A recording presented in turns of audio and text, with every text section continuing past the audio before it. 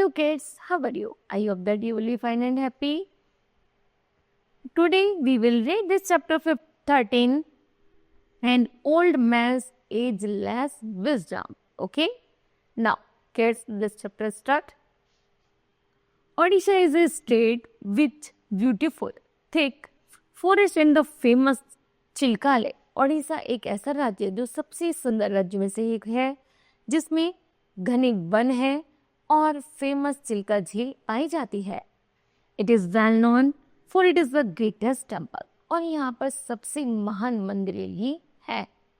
The Puri Jagannath temple and the sun temple of the Konark are among the most remarkable achievement of the ancient India. प्राचीन भारत में सबसे ज़्यादा जो ग्रेट उपलब्धि मिली वो मिली पुरी जगन्नाथ मंदिर की. सन टेम्पल जो कोणार्क में है ना, जो दोनों उड़ीसा के प्राचीन भारतीय पिलग्रिम में से एक माने जाते हैं.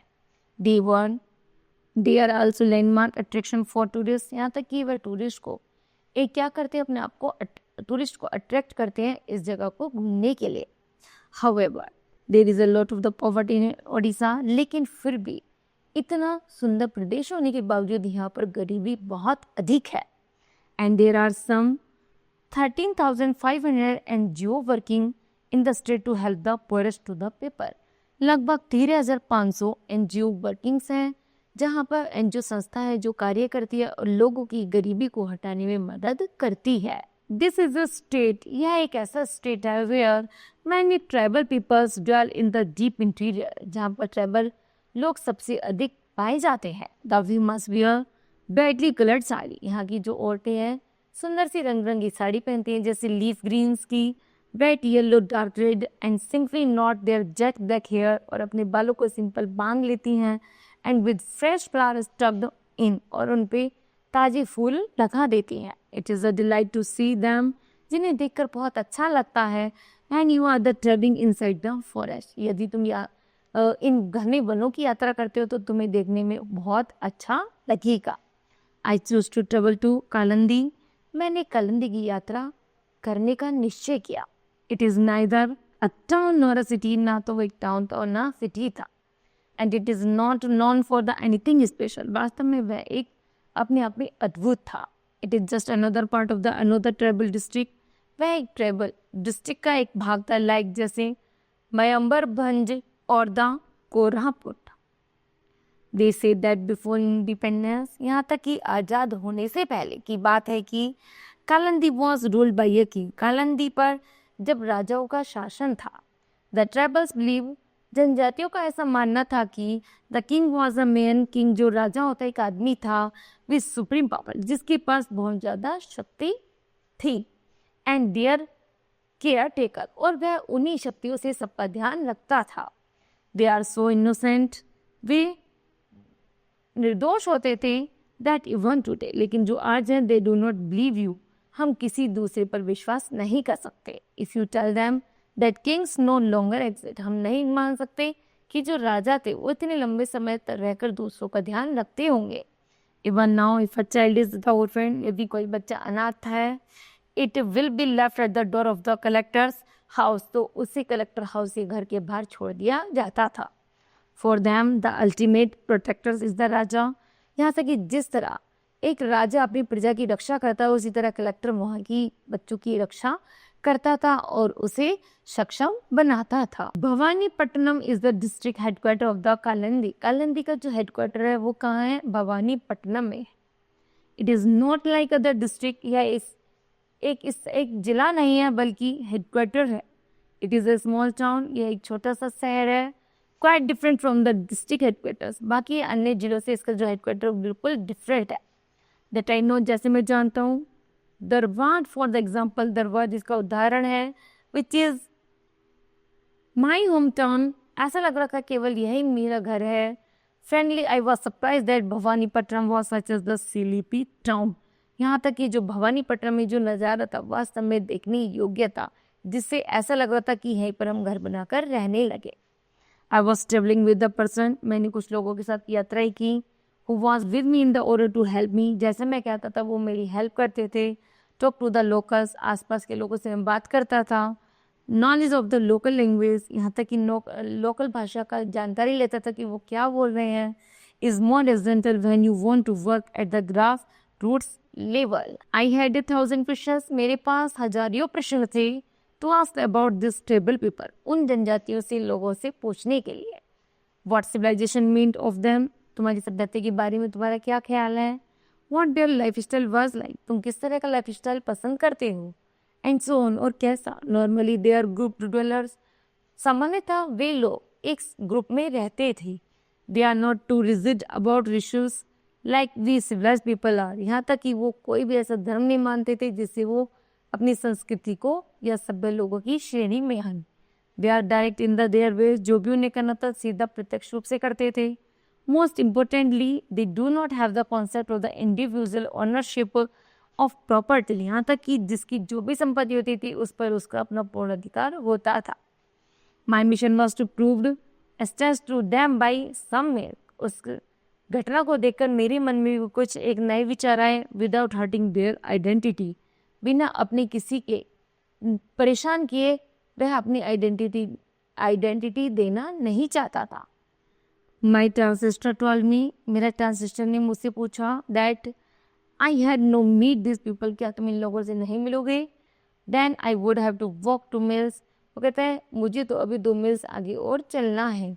Obviously there were no more travel road to reach their हेलमेट, वो कहता है कि यहाँ पर कोई ऐसी रोड नहीं है जिसमें मैं भली प्रकार चल सकूँ।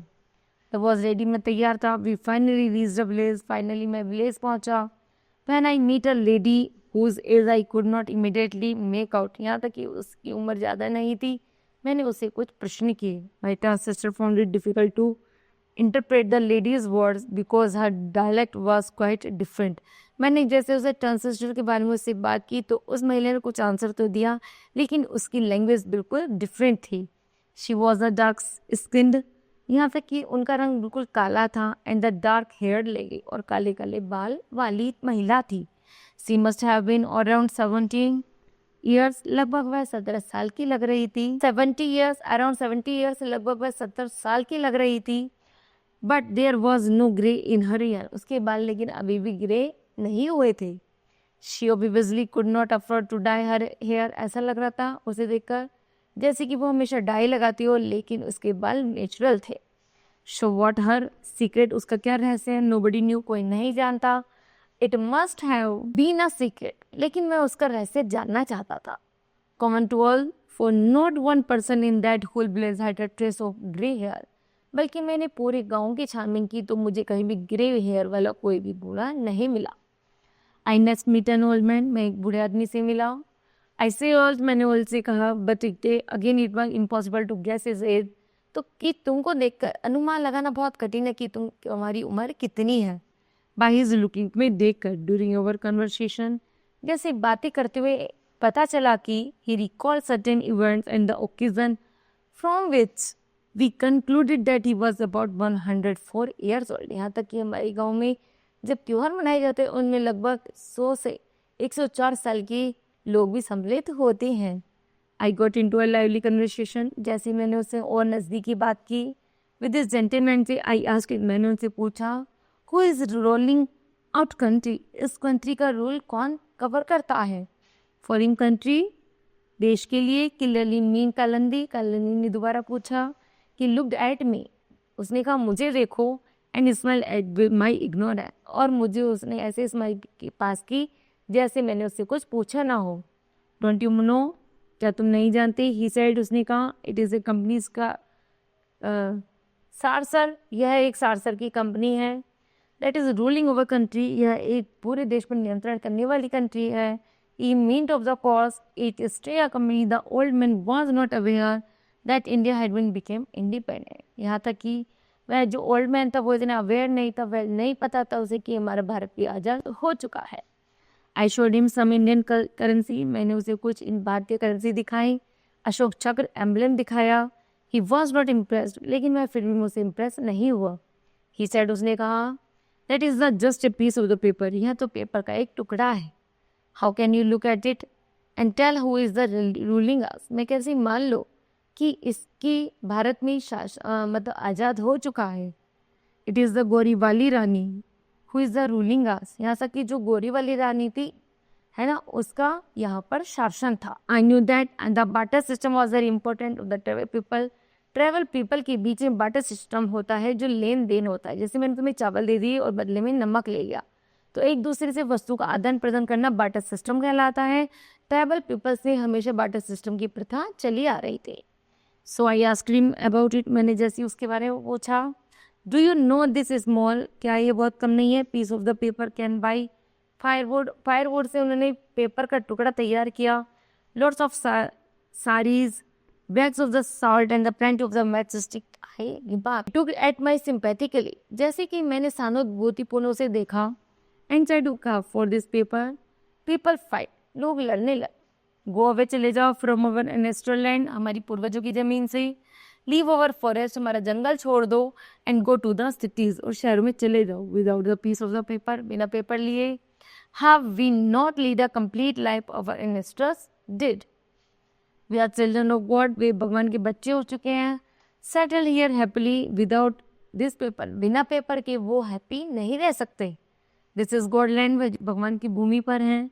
नोबडी आंसर्स दिस लैंड, कोई नहीं जानता कि भगवान की भूमि कहाँ है। No river has been created by us, ना नदियों ने उनका पता बताया है।